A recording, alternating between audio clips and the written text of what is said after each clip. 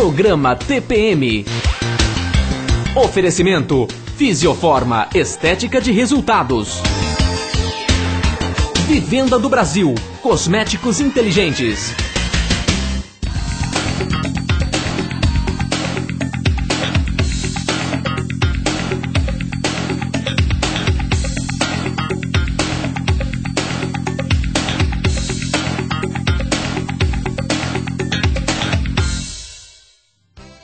Olá, no programa TPM de hoje, Zezé Nagem e eu estamos recebendo o advogado criminalista Dr. Marcelo Bareato e vamos abordar, gente, os aspectos jurídicos para o pedófilo. Doutor, é um prazer recebê-lo aqui. Eu gostaria que o senhor esclarecesse primeiramente o que é o pedófilo, o que é o ato da pedofilia. A pedofilia tem origem grega, né? Então a gente chamava de paidos e filia. Paidos significa criança, filia significa amor. Então automaticamente o pedófilo em si é uma pessoa que tem um desajuste e esse desajuste voltado à sexualidade. Normalmente quando você fala em pedofilia, você está falando em homens, isso 90% dos casos. Mas hoje também você tem história de mulheres também pedófilas. O interesse aí você tem a área médica voltada a várias condições, dizendo que poderia ser, por exemplo, o sujeito que se interessa por uma pessoa 5 anos mais nova. Isso está totalmente fora de qualquer perspectiva. O que nós temos exatamente é a característica de uma pessoa que sente atração por crianças. Crianças entendidas como aquelas abaixo dos 12 anos de idade, que é o ECA, o Estatuto da Criança e do Adolescente, que norteia. E a partir daí, se ele tem esse interesse, ele não precisa praticar o sexo, ele não precisa automaticamente ter o contato. Ele pode, por exemplo, estar via internet, olhando crianças, não só no ato sexual, mas crianças nuas, contemplando crianças nuas. Esse seria um pedófilo, desde que ele não consiga dispor dessa condição. O pedófilo e o criminoso em si, a diferença entre eles, um criminoso levado à área sexual, a diferença entre eles é simples. O pedófilo é aquele que usa a criança, mantém a relação com a criança e quando você pergunta a ele, escuta, você tem noção do que você fez? Ele fala, não, mas eu não fiz nada, eu simplesmente estou abrindo a vida sexual para essa menina, para essa criança, porque ela precisa saber como é. Eu não estou maltratando, eu estou ajudando. O criminoso não. O criminoso é aquele que aproveita da situação para manter a relação sexual. E aproveita por uma questão de carência, aproveita por uma questão de relação doméstica, familiar. Esse sim é o criminoso. E a gente não consegue nesse país diferenciar muito o pedófilo, a pedofilia do criminoso sexual. E como é que vocês, como advogados, ou mesmo talvez até no caso do Ministério Público, que de repente é que vem fazer essa denúncia, como é que se consegue? No caso, tem que ter uma pessoa, no caso da família, que percebe que algum familiar está molestando a criança, que vai falar. Uma pessoa estranha, que de repente chega lá, alguém está observando, e daí, no caso, a pessoa, uma ou outra vê, e daí denuncia para vocês. Como que é isso? Porque a coisa está indo solta, a gente tem observado, o negócio está muito sério, não está? É que antigamente as denúncias eram menores, né? Não eram tão frequentes. Hoje em dia, como a gente tem mais acesso ao judiciário, fica mais simples de trabalhar. Em regra, isso sempre existiu, desde a Grécia Antiga até agora. O que acontece é que normalmente alguém da família acaba se incomodando e acaba denunciando o que está acontecendo. Mas é uma situação muito rara.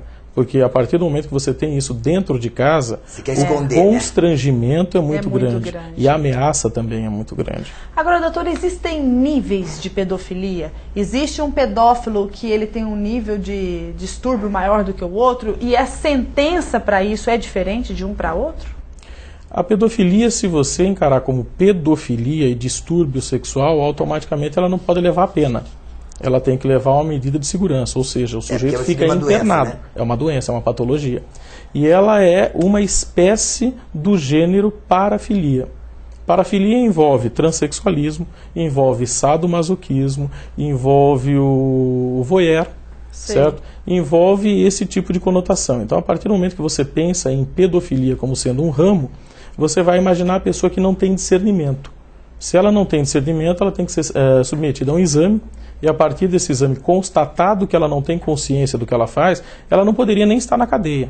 ela automaticamente teria que receber uma medida de segurança. Teria que um tratamento ou uma internação em hospital de custódia. Quer dizer que o criminoso, safado, que ele consegue assim ser bem dissimulado, ele também pode dar uma que está meio besorita, vai ser internado e daqui a um tanto tempo volta para a sociedade e faz isso outra vez. Como é que vocês conseguem ponderar sobre isso? Porque eu acho que o cara, ele arquiteta tão bem que ele até engana muitas vezes a equipe dos psicólogos, dos experts que estão ali dedicando para ele, não é não? É mais difícil pelo seguinte: para que você possa enganar, você vai ter que separar a intenção do agente daquela condição de despreocupação. O pedófilo em si, ele não é uma pessoa que se preocupa tanto com o que ele faz. Ele é uma pessoa que na adolescência sofreu um trauma e ele justifica o que ele está fazendo como sendo alguma coisa lícita, como sendo alguma coisa boa, como sendo alguma coisa permitida. Ele seria amoral. Ele não é nem imoral e nem moral. Ele seria amoral. Ele acha que tá tudo certo, de boa, só bom. Sim, mas ele não esconde o que ele está fazendo. Ele automaticamente caracteriza aquilo que ele está fazendo como sendo um ato de amor, de ajuda àquela criança. Muito doideira, né? Já o criminoso não. O criminoso ele vai tentar fugir, ele vai tentar se esconder, ele automaticamente vai, neste caso, justificar a atitude que ele fez tentando partir para o lado da pedofilia. E normalmente o pedófilo não. O pedófilo você vai chegar a ele através da conversa, através de como ele justifica o ato que ele praticou. Perfeito. Voltando numa pergunta que a Luciana te falou sobre os níveis, no caso de sentença, existiria algum agravante quando a pedofilia ocorre dentro do clã familiar ou não? Se você trouxer isso para o crime em si, nós temos 3 modalidades simples de se identificar. Uma seria o estupro, e aí seria a conjunção carnal, relação homem e mulher.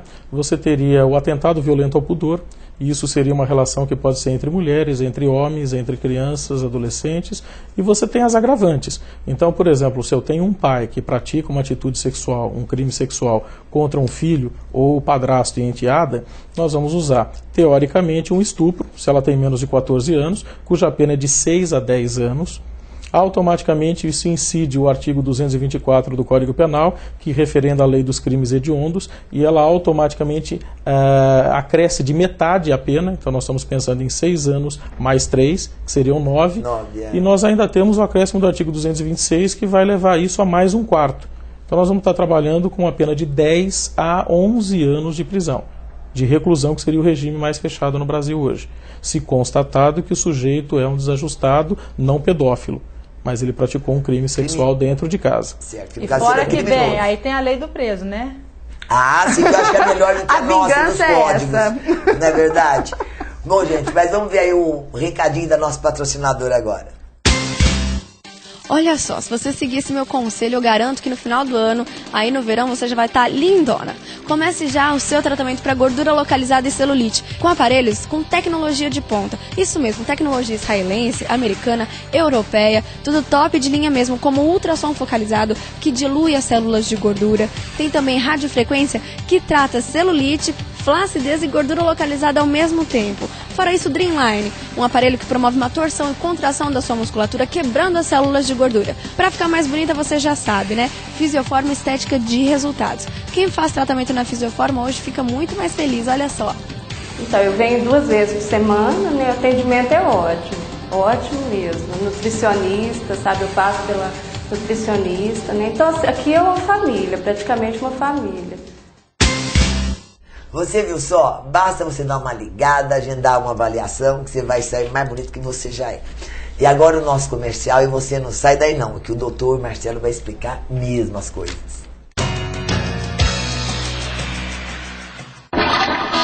Se você, concessionária, ainda não anunciou seus veículos no Clicou Vendeu, está perdendo tempo e vendas. As maiores de toda a região anunciam no maior classificado. O Clicou Vendeu possui mais de 60 mil visitantes qualificados por mês. Para anunciar é só enviar um e-mail ou ligar. E você que quer comprar um carro, não compre sem antes pesquisar no Clicou Vendeu. Encontre seu carro e depois vá só fechar negócio. Ganhe tempo e dinheiro. Quer comprar ou vender? Acesse www.clicouvendeu.com.br. O seu classificado digital.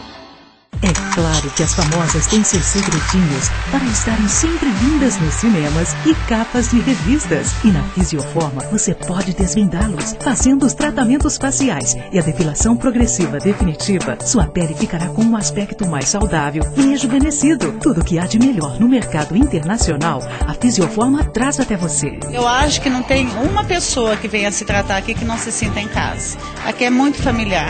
Agende seu horário na Fisioforma.